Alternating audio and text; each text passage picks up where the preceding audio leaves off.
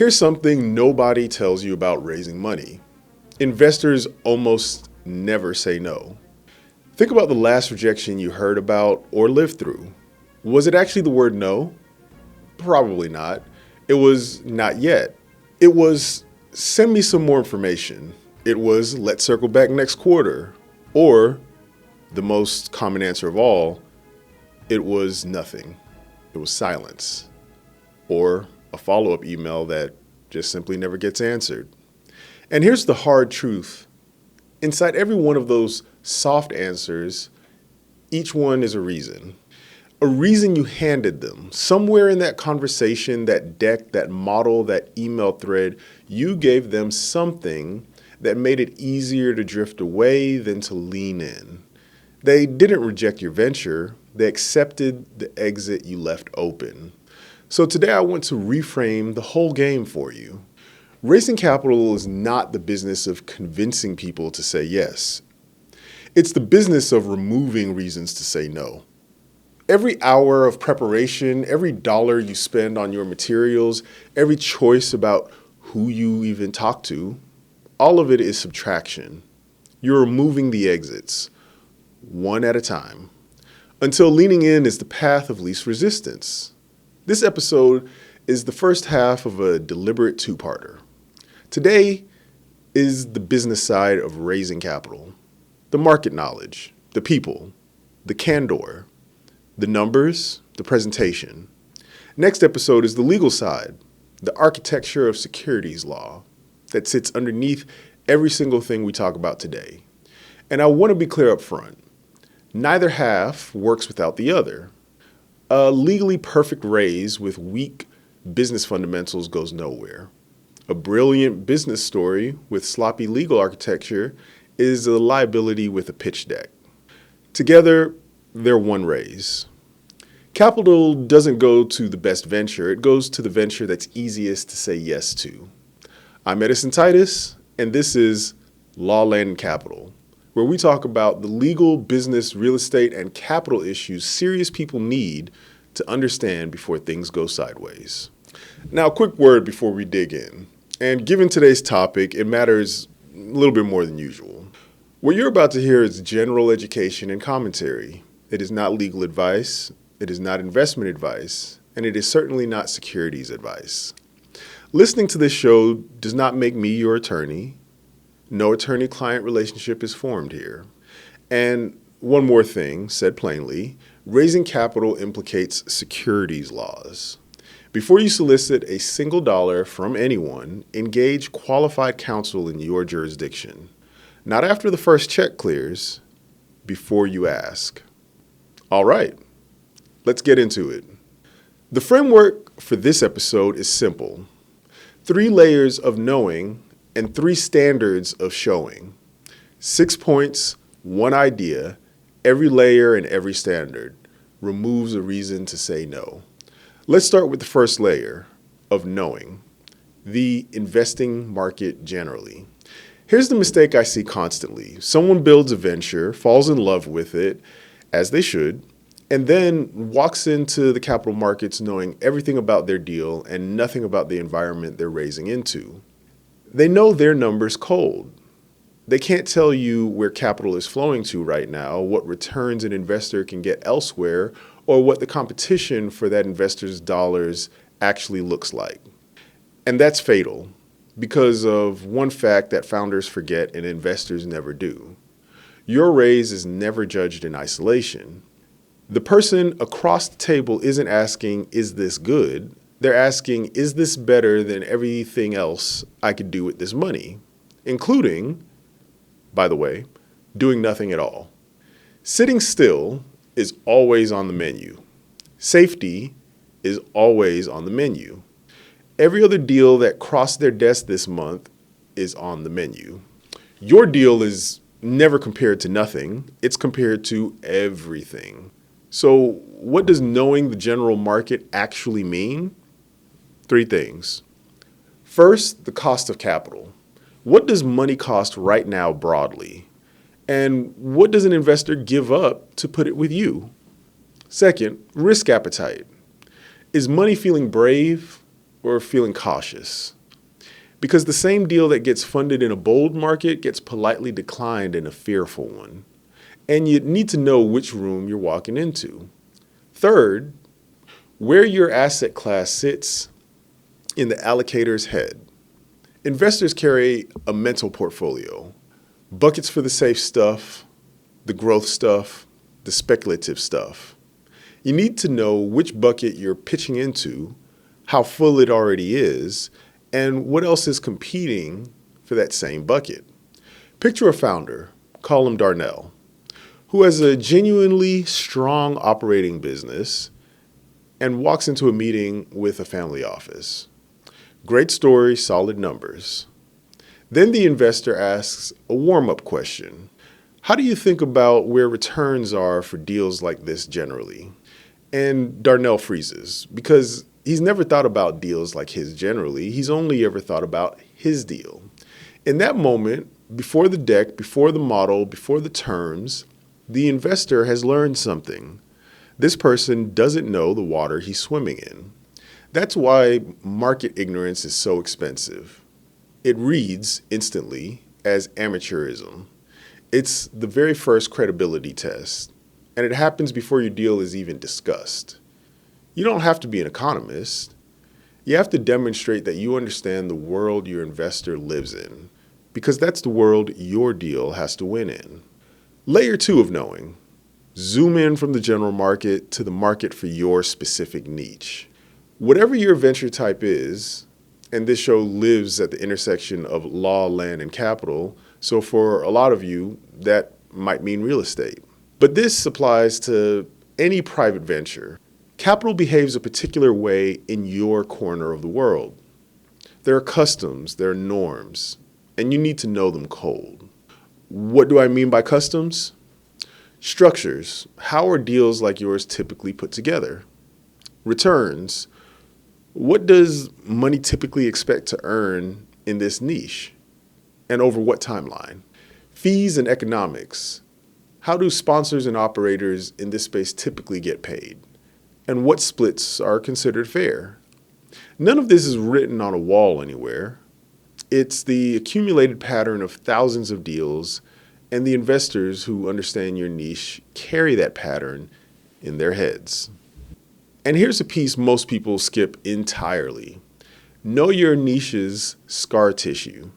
Know what burned investors in this space before. Every niche has its ghosts. The structures that went sideways, the operator behaviors that torch trust, the patterns that preceded losses. You may not have been there for any of it, but it doesn't matter. Your investors remember, even if you don't. And when your deal accidentally resembles the thing that burned them, they won't explain that to you. They'll just go quiet. So what do you do with all this knowledge of the customary deal? You use it as your baseline. Conform where conforming builds trust. Familiar structures are legible structures, and legible structures are easy to say yes to. And deviate only where you can defend it. If your economics are unusual, if your timeline is unusual, if your structure is unusual, that can be fine, even compelling. But you better be able to look an investor in the eye and explain exactly why you've departed from the norm and exactly why that departure serves them. Let me give you the test. Imagine an investor asks you, walk me through what a typical deal in your space looks like. Structure, returns, timeline, fees. And then tell me where yours is different and why. If you can answer that fluently, you sound like a professional who made a deliberate choice.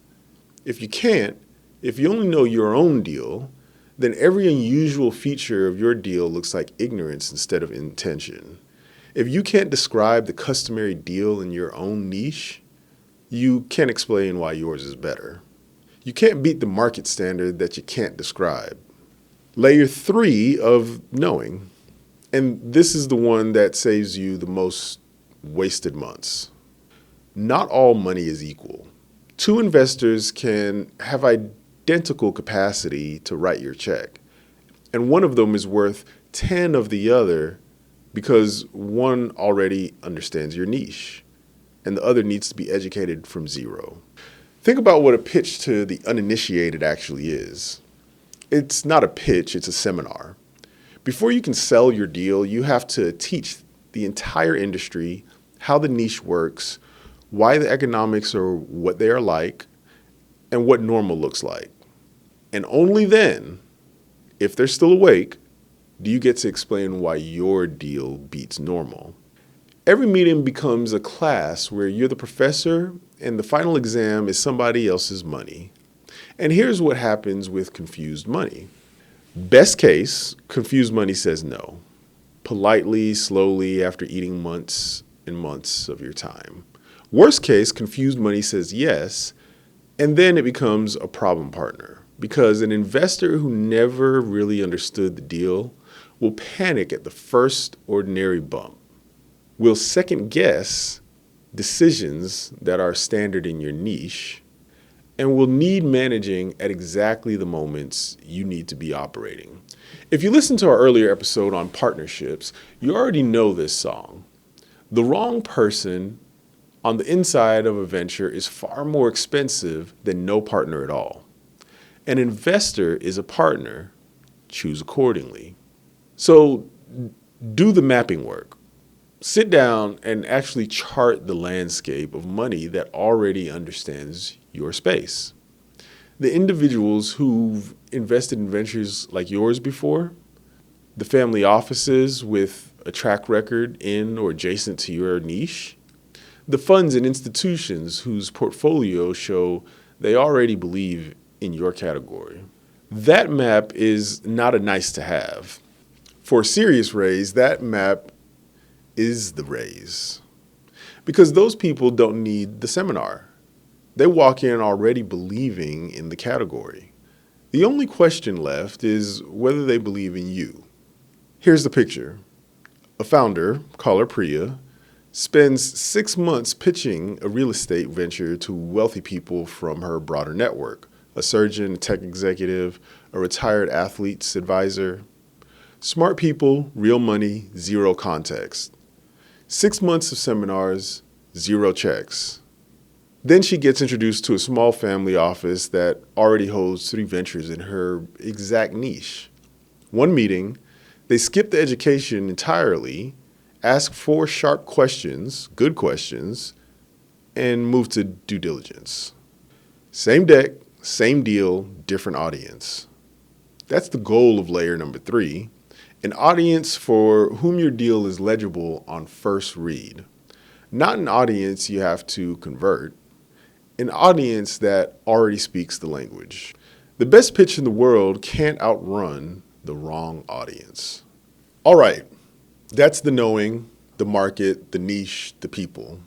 Now we turn to the showing. And the first standard of showing is candor about your team. Here's something that surprises first-time capital raisers. Sophisticated investors diligence people before they diligence deals. The deal is a projection. The people are a track record. So they will look hard at 2 groups, the operators who will actually run the venture and the finance people who will actually manage the money. Both matter. A brilliant operator with amateur financial management is a risk. A brilliant CFO attached to operators who've never done the work is a different risk. Investors want to see both seats filled credibly. Now, here's where people destroy themselves. And it's almost never outright lying. It's embellishment, rounding up, if you will. Led instead of participated in, managed a portfolio instead of worked at a firm that managed a portfolio.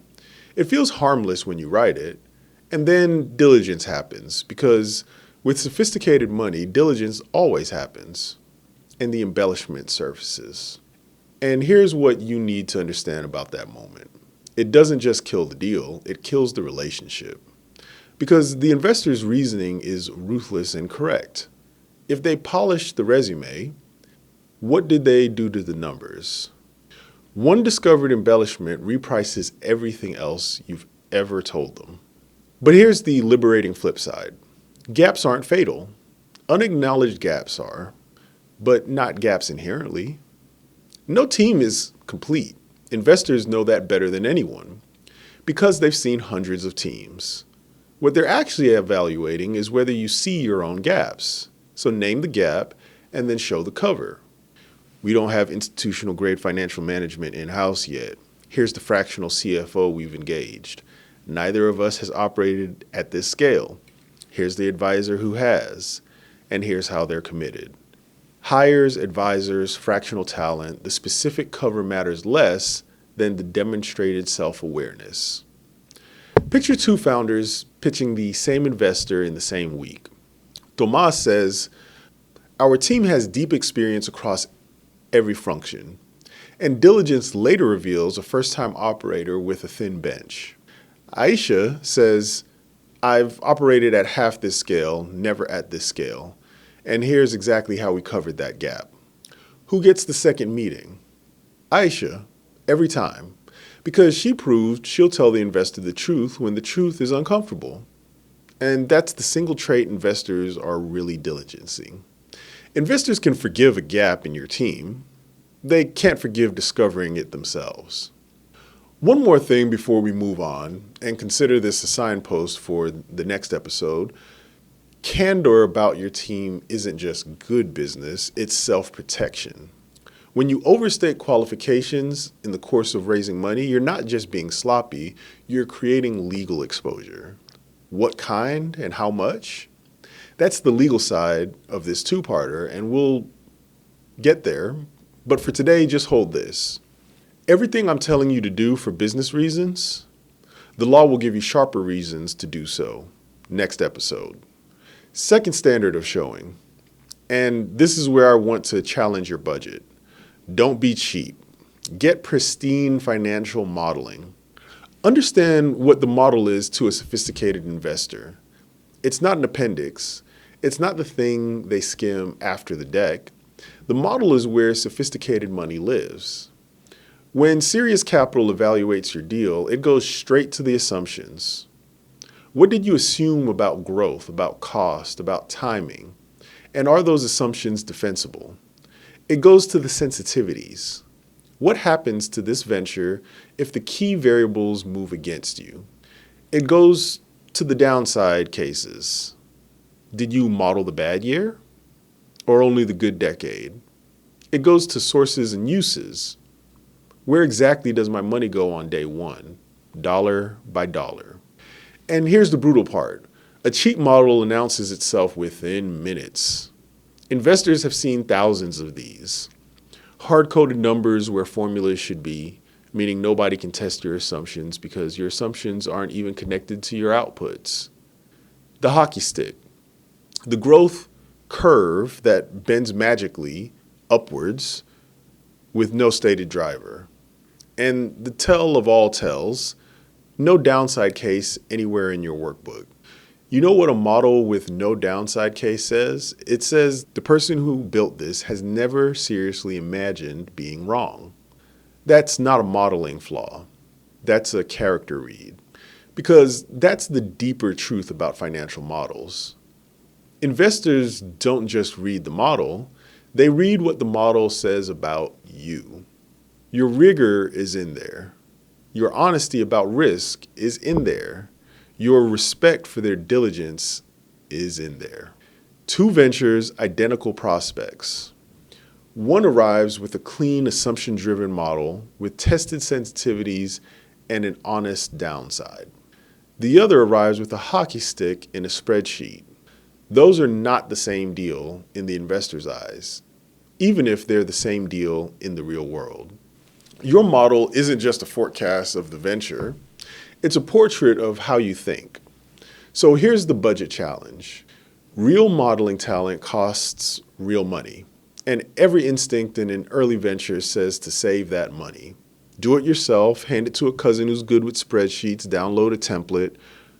I want you to resist that instinct. Dollar for dollar, professional financial modeling is among the highest ROI spending in the entire raise because it's leverage on every conversation you'll ever have. The same model earns credibility in meeting one, survives scrutiny and diligence, and becomes the operating baseline after the money arrives. Being cheap here doesn't save money, it silently repels it. And if that idea stings a little, good. File it away. Because we've got a whole future episode coming on exactly that theme. Being cheap will cost you. Third standard of showing, and it wraps around everything else. Present beyond reproach. Here's the mindset shift. Everything the investor touches is evidence. Not just the deck, everything. The data room and how it's organized, the emails and whether they're clear, prompt, and professional, the follow-through on small promises. You said you'd send that document by Friday. Did it arrive Thursday afternoon or the following Tuesday with an apology?